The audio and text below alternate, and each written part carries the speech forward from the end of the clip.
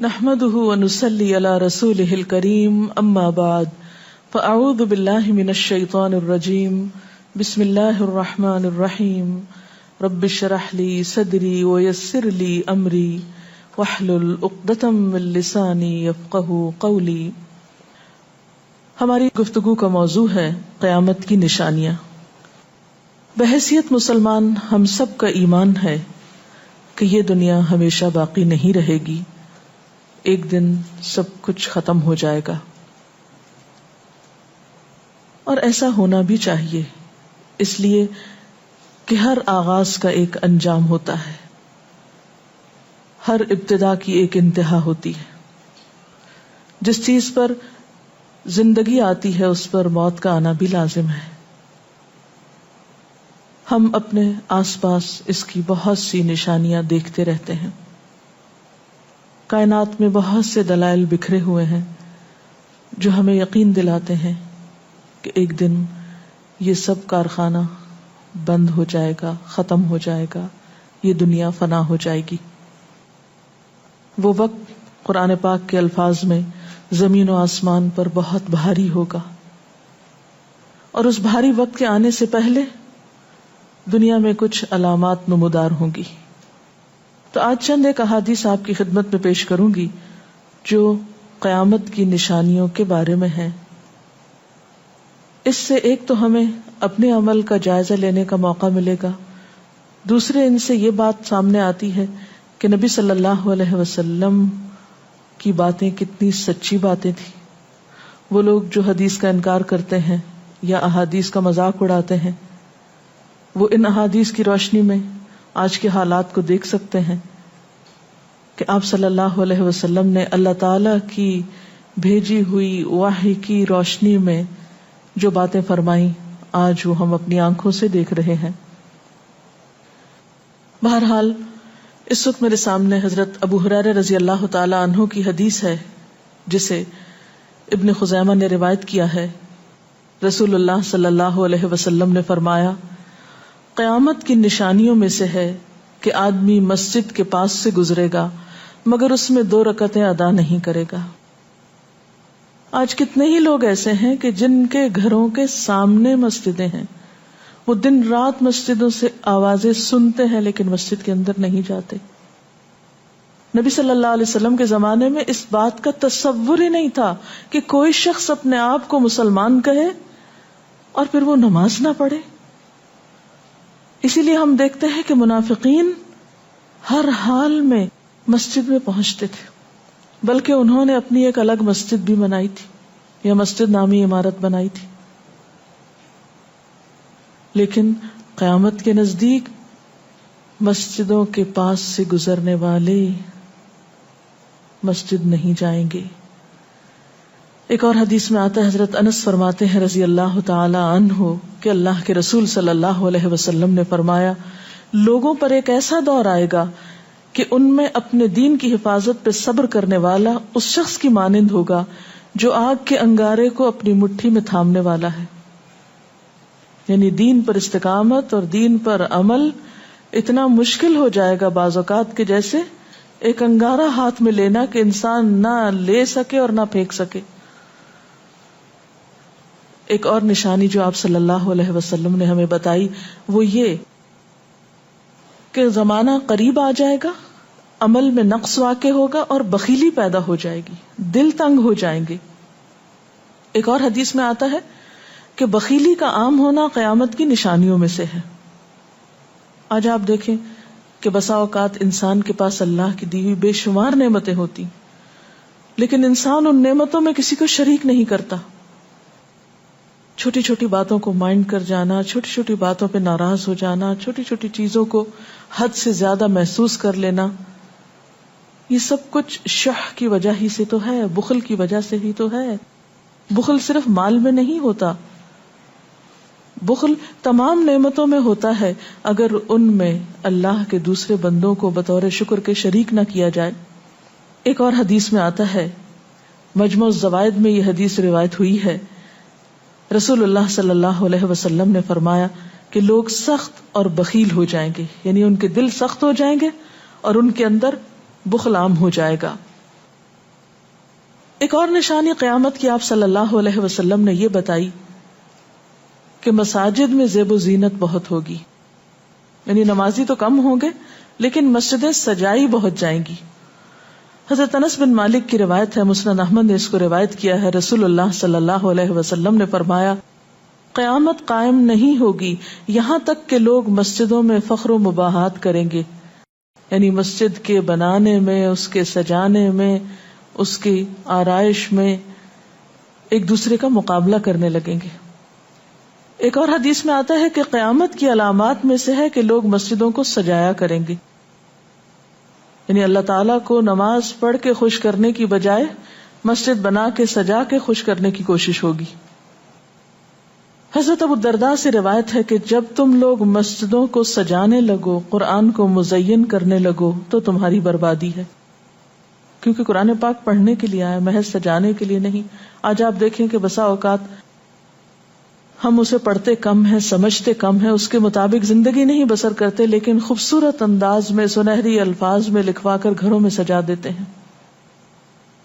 تو قرآن پاک سجانے کے لیے نہیں آیا، وہ تو ہدی للناس ہے، ساری انسانیت کی ہدایت کے لیے آیا ہے، لیکن ہم نے اس کا بس اتنا ہی فائدہ اٹھایا کہ اسے خوبصورت انداز میں لکھ کے طاقوں میں سجا دیا. اسی طرح ایک اور نشانی کہ انسان حلال حرام کی پرواہ نہیں کرے گا. رسول اللہ صلی اللہ علیہ وسلم نے فرمایا، صحیح بخاری کی روایت ہے، لوگوں پہ ایسا وقت ضرور آنے والا ہے کہ آدمی اس بات کی بالکل فکر نہیں کرے گا کہ جو مال اس نے حاصل کیا ہے وہ حلال ہے یا حرام ہے، یعنی کس ذریعے سے حاصل کیا ہے. ایک اور حدیث میں آتا ہے کہ قیامت سے پہلے سود پھیل جائے گا. ایک اور روایت میں آتا ہے کہ ہر شخص تک اس کا کچھ نہ کچھ غبار پہنچے گا، یعنی کچھ لوگ تو براہ راست اس میں انوالو ہوں گے اور کچھ لوگ انڈائریکٹلی اس سے متاثر ہوں گے. اسی طرح قیامت کی نشانیوں میں سے ایک اور نشانی دیگر امتوں کی مشابہت اور تقلید ہوگی. حضرت ابو سعید رضی اللہ تعالی عنہ سے روایت ہے، رسول اللہ صلی اللہ علیہ وسلم نے فرمایا، تم اپنی سابقہ امتوں کی ایک ایک بالشت اور ایک ایک گز میں اتباع کرو گے، یعنی چھوٹے سے چھوٹے معاملے میں اور بڑے سے بڑے معاملے میں ان کی پیروی کرو گے، حتیٰ کہ اگر وہ کسی سانڈے کے سوراخ میں داخل ہوئے ہوں گے، یعنی گوہ کے سوراخ میں، تو تم بھی ان کی پیروی کرو گے، اس سوراخ میں بھی گھسو گے. ہم نے پوچھا، یا رسول اللہ صلی اللہ علیہ وسلم، کیا آپ کی مراد یہود و نصارہ ہیں؟ فرمایا، پھر اور کون؟ اور آج ہم مسلمان دیکھ سکتے ہیں کہ ہم کس کی پیروی کر رہے ہیں، کتاب اللہ اور سنت رسول اللہ صلی اللہ علیہ وسلم کی یا کسی اور کی. قیامت کی نشانیوں میں سے ایک نشانی زلزلے بکثرت آئیں گے. حضرت ام سلمہ سے روایت ہے، مسند احمد میں یہ روایت آتی ہے، رسول اللہ صلی اللہ علیہ وسلم نے فرمایا، قیامت سے پہلے موت کی سخت وبا پھیلے گی، پھر زلزلوں والے سال آئیں گے. ایک اور روایت میں آتا ہے، قیامت کی نشانیوں میں سے ہے کہ ناگہانی موت کثرت کے ساتھ ہوگی، یعنی اچانک ڈیتھ، یکا یک بیٹھے بیٹھے فوت ہو گئے. امام بخاری نے اس حدیث پر کچھ شعر بھی لکھے ہیں جن کا ترجمہ ہے، فارغ وقت کو غنیمت سمجھ کر کچھ رکوع کر لو، یعنی فارغ بیٹھنے سے بہتر ہے کچھ نوافل پڑھ لو، قریب ہے کہ تیری موت اچانک واقع ہو. تم کتنے ہی صحت مند لوگوں کو دیکھتے ہو جن کی صحت مند جانیں اچانک فوت ہو جاتی ہیں، یعنی ختم ہو جاتی ہیں. حافظ ابن حجر عسقلانی جنہوں نے بخاری کی شرح لکھی ہے فتح الباری، وہ کہتے ہیں یہ عجیب اتفاق ہے کہ امام بخاری خود بھی اسی طرح اچانک فوت ہوئے تھے. یعنی اچانک موت جو ہے وہ کسی پر بھی آ سکتی ہے، کوئی نیک ہو یا بد ہو. ہم یہ نہیں کہہ سکتے کہ ہم بہت نیک ہیں یا ہم بڑے اچھے کام کرتے ہیں تو ہمارے ساتھ یہ معاملہ نہیں ہو سکتا، یہ کسی کے ساتھ بھی ہو سکتا ہے. اس لیے جو وقت آج ہمیں حاصل ہے، جو لمحات آج ہمیں ملے ہیں، ان کو غنیمت سمجھیں اور نیکی کے کام میں پیچھے نہ رہیں. پھر قیامت کی نشانیوں میں سے ایک نشانی یہ بھی بتائی گئی کہ لوگ جان پہچان والوں کو بس سلام کریں گے. عامر بن اسود فرماتے ہیں رضی اللہ تعالی عنہ، کہ ہم حضرت عبداللہ بن مسعود کے ساتھ ایک مسجد میں گئے تو جماعت کھڑی تھی، پھر لوگوں نے رکوع کیا اور ہم بھی رکوع کرتے ہوئے ساتھ شامل ہو گئے۔ اتنے میں ایک آدمی آیا اور کہنے لگا، ابو عبد الرحمن، یہ عبداللہ بن مسعود کی کنیت ہے، آپ کو سلام۔ عبداللہ بن مسعود نے حالت رکوع ہی میں فرمایا، اللہ اور اس کے رسول صلی اللہ علیہ وسلم نے سچ کہا تھا۔ نماز کے اختتام پر کچھ لوگوں نے آپ سے پوچھا کہ آپ نے فلاں شخص کے سلام پر یہ کیوں کہا کہ صدق اللہ و رسول، اللہ اور اس کے رسول صلی اللہ علیہ وسلم نے سچ کہا۔ ابن مسعود نے فرمایا، میں نے نبی صلی اللہ علیہ وسلم سے سنا کہ قیامت کی نشانیوں میں سے ہے کہ سلام صرف پہچان والوں کو کیا جائے گا۔ یعنی آپ کسی مجلس میں جاتے ہیں، مسنون طریقہ کیا ہے؟ اگر آپ کسی گیدرنگ میں جائیں، سب کو بیک وقت السلام علیکم کہیں، لیکن بہت دفعہ آپ نے دیکھا ہوگا کہ لوگ آتے ہیں، سب کو نہیں پوچھتے، ان میں سے جو جان پہچان والا ہوتا ہے اس کا نام لے کر بس سلام کرتے ہیں۔ پھر اسی طرح ایک اور نشانی یہ کہ لوگ دعا اور طہارت میں زیادتی کریں گے۔ حضرت سعد رضی اللہ تعالی عنہ سے روایت ہے، انہوں نے سنا کہ ان کا بیٹا اس طرح دعا کر رہا ہے، یا اللہ میں تجھ سے جنت کا سوال کرتا ہوں، اس کی نعمتوں کا سوال کرتا ہوں، اس کی رونقوں اور تر و تازگیوں کا سوال کرتا ہوں، وغیرہ وغیرہ، اور میں آگ سے تیری پناہ مانگتا ہوں، اس کی زنجیروں سے اور طوقوں سے پناہ مانگتا ہوں۔ تو حضرت سعد نے فرمایا، تم نے اللہ تعالیٰ سے خیر کثیر کا سوال کیا ہے اور ضرر کثیر سے پناہ مانگی ہے، جبکہ میں نے رسول اللہ صلی اللہ علیہ وسلم سے سنا کہ ان قریب ایسے لوگ ہوں گے جو دعا میں زیادتی کریں گے۔ یعنی صرف یہ کہہ دینا کافی ہے کہ اللہ تو ہمیں جنت عطا فرما اور دوزخ سے بچا، اس کی بہت تفصیلات میں جانے کی ضرورت نہیں۔ جب جنت میں داخل ہو گئے تو سب کچھ نصیب ہو گیا، اور جب جہنم سے بچ گئے تو سب سے بچت ہو گئی۔ پھر آپ نے یہ آیت پڑھی، اپنے رب سے عاجزی سے دعا مانگو، یقیناً وہ زیادتی کرنے والوں کو پسند نہیں کرتا۔ یعنی دعاؤں میں زیادتی اور اس قسم کی تفصیلات یہ پسندیدہ نہیں ہے۔ تمہیں یہی کافی تھا کہ تم یوں کہتے، یا اللہ میں تجھ سے جنت اور ہر اس قول و عمل کا سوال کرتا ہوں جو جنت کے قریب کر دے، اور میں تیری پناہ چاہتا ہوں جہنم سے اور ہر اس قول و عمل سے جو جہنم کے قریب کرے۔ تو اتنا کہنا کافی تھا۔ پھر قیامت کی نشانیوں میں سے ایک نشانی آپ صلی اللہ علیہ وسلم نے یہ بھی بتائی کہ نااہل حاکم مقرر کیے جائیں گے۔ حضرت ابو ہریرہ سے روایت ہے کہ قیامت کی نشانیوں میں سے ہے کہ ذلیل اور کمینے لوگ نیک شریف لوگوں پر غالب ہو جائیں گے۔ کیوں ابن مسعود، کیا تم نے بھی یہ بات میرے محبوب صلی اللہ علیہ وسلم سے سنی ہے؟ ابن مسعود نے فرمایا، ہاں رب کعبہ کی قسم۔ حضرت حذیفہ سے روایت ہے کہ قیامت اس وقت تک قائم نہ ہوگی جب تک کہ تم اپنے امام کو قتل نہ کرو گے، یعنی لوگ اپنے حاکموں کو مارنے لگیں گے اور اپنی تلواروں کے ساتھ آپس میں ہی لڑائی کرو گے، علاوہ ازیں تم میں سے بدترین لوگ تمہاری دنیا کے وارث ہو جائیں گے۔ اسی طرح قیامت کی نشانیوں میں سے ایک نشانی یہ بھی ہے، حضرت عبداللہ بن مسعود سے مروی ہے کہ رسول اللہ صلی اللہ علیہ وسلم نے فرمایا، قیامت کے قریب صرف مخصوص لوگوں کو سلام کیا جائے گا، تجارت اس قدر پھیل جائے گی کہ عورت تجارت میں اپنے خاوند کا ہاتھ بٹائے گی، یعنی اتنا بزنس ہوگا کہ مرد سے اکیلے نہیں سنبھالا جائے گا، عورتیں اس میں شریک ہوں گی، رشتہ داری توڑی جائے گی، یعنی مال کثرت سے ہونے کے باوجود رشتہ داروں کا خیال نہیں رکھا جائے گا، جھوٹی گواہی دی جائے گی، حق چھپایا جائے گا، اور قلم کا ظہور ہو جائے گا، یعنی نشر و اشاعت خوب ہوگی، خوب لکھا جائے گا۔ ایک اور روایت میں آتا ہے کہ وقت مختصر ہو جائے گا۔ آج آپ دیکھیے ہر شخص وقت کی کمی کی شکایت کرتا ہے۔ حضرت ابو ہریرہ رضی اللہ تعالیٰ عنہ سے روایت ہے، رسول اللہ صلی اللہ علیہ وسلم نے فرمایا، قیامت قائم ہونے سے پہلے یہ نشانی ظاہر ہوگی کہ زمانہ قریب آ جائے گا، یتقارب الزمان، سال مہینے کی طرح، مہینہ ہفتے کی طرح، ہفتہ دن کی طرح، اور ایک دن ایک گھنٹے کی طرح، اور ایک گھنٹہ آگ کے شعلے کی طرح تیزی سے گزرنے والا ہو جائے گا۔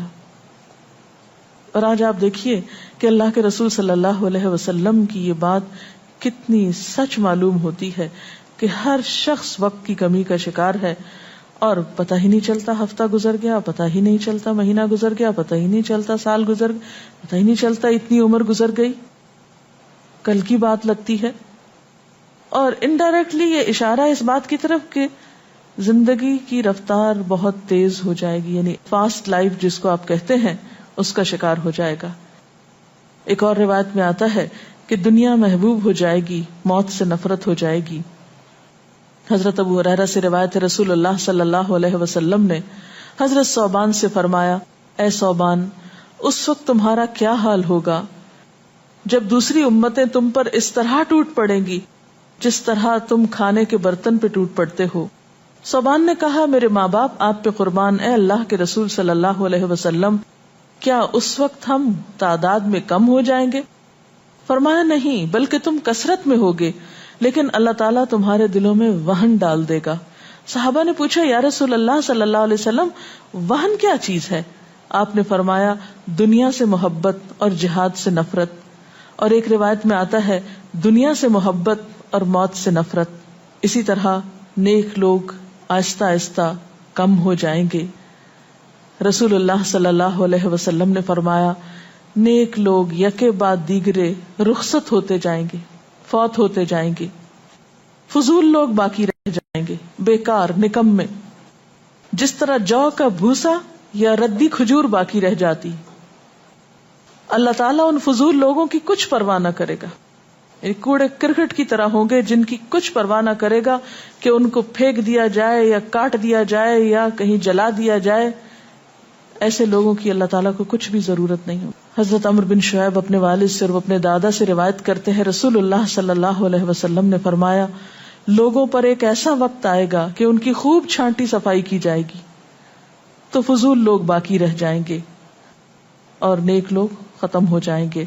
پھر آپ نے اپنے دونوں ہاتھوں کی انگلیوں کو آپس میں ملا کر فرمایا، اس طرح ان کے وعدے اور امانتیں خلط ملط ہو کر رہ جائیں گے اور وہ اختلافات کا شکار ہو جائیں گے.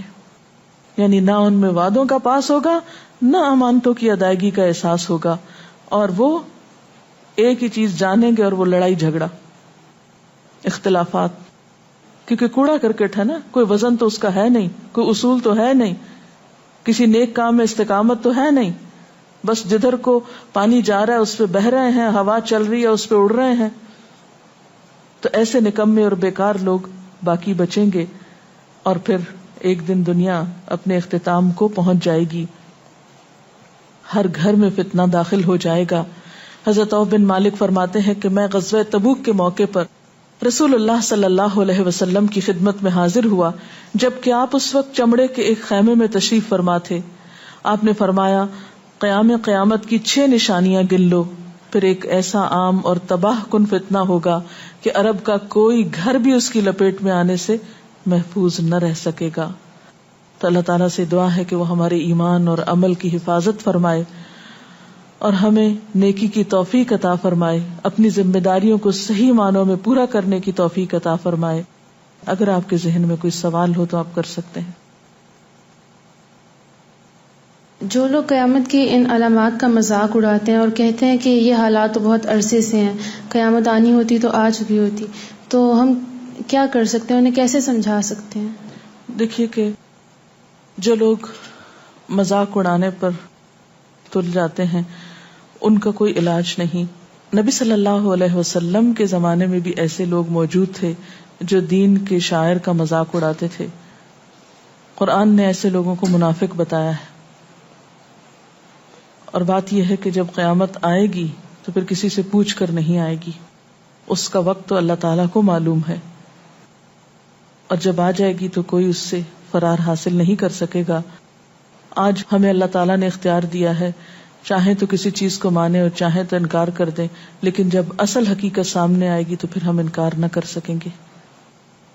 آپ نے بتایا کہ قیامت کی نشانیوں میں ہے کہ طہارت میں بھی زیادتی کی جائے گی، تو اس سے کیا مراد ہے؟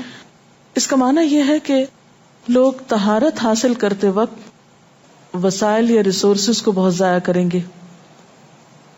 مثلاً یہ کہ وضو کرتے وقت بہت زیادہ پانی لنڈھانا، بہت صابن گرانا، اسی طرح نہاتے وقت بہت پانی ضائع کرنا، نبی صلی اللہ علیہ وسلم کے زمانے میں پانی کی قلت بھی ہوتی تھی، لیکن اس کے باوجود آپ صلی اللہ علیہ وسلم کی تعلیمات میں ہے یہ بات کہ ایک شخص کو آپ نے فرمایا تھا کہ خواہ تم دریا کے کنارے بیٹھے ہو پھر بھی وضو کے لیے اتنا ہی پانی لو جتنا تمہاری ضرورت ہے، یعنی بہت زیادہ پانی ضائع نہ کرو.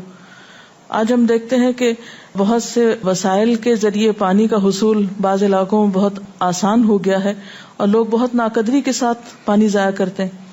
مثلاً بعض دفعہ دیکھا گیا ہے کہ برش کرنے کے وقفے میں ٹیپ کھول دی جاتی ہے، بعض اوقات 5 منٹ تک ٹیپ میں سے پانی بہتا رہتا ہے اور آرام آرام سے لوگ اپنی طہارت اور صفائی کا اہتمام کرتے رہتے ہیں. تو کسی بھی طرح کے وسائل کو ضائع کرنا جو ہے وہ اسلامی تعلیمات کے خلاف ہے، خواہ وہ دین کے کسی کام کے کرنے میں ہی کیوں نہ استعمال کیے جائے، وضو جیسی چیز میں ہی کیوں نہ استعمال کیے جا رہے ہوں. تو طہارت میں مبالغہ آرائی کا مطلب یہی ہے، وسائل کا ضیاع. دعا میں زیادتی کا مقصد کیا لمبی دعاؤں کا بھی مراد یہ ہوگا؟ اصل میں دعا تو حسب ضرورت کی جا سکتی ہے، حسب موقع. کبھی آپ کے پاس وقت زیادہ ہوتا ہے تو آپ دیر تک بھی دعا کر سکتے ہیں، مخصوص اوقات میں، مخصوص قبولیت کی جگہوں پر. لیکن سنت کے طریقے سے ہٹ کر مبالغہ آرائی کے انداز میں دعا کرنا اور پھر ردیف قافیے ملا کر دعا کرنا یا شعر و شاعری کے انداز میں دعا کرنا، ان چیزوں سے منع کیا گیا ہے. وآخر دعوانا ان الحمد للہ رب العالمین. سبحانک اللہم وبحمدک نشہد ان لا الہ الا انت نستغفرک ونتوب الیک. والسلام علیکم ورحمۃ اللہ وبرکاتہ.